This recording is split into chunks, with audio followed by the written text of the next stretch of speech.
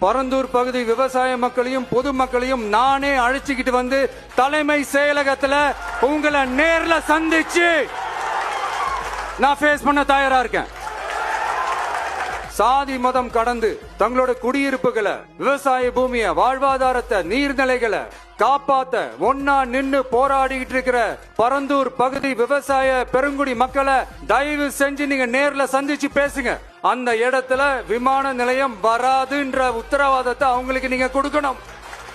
இதையெல்லாம் நீங்க செய்யாம எல்லாத்தையும் கடந்து போகணும்னு நீங்க நினைச்சீங்கன்னா பரந்தூர் பகுதி விவசாய மக்களையும் பொதுமக்களையும் நானே அழைச்சிக்கிட்டு வந்து தலைமை செயலகத்துல உங்களை நேர்ல சந்திச்சு அப்படி ஒரு சூழலை நீங்க உருவாக்க மாட்டீங்கன்னு நான் நம்புறேன்.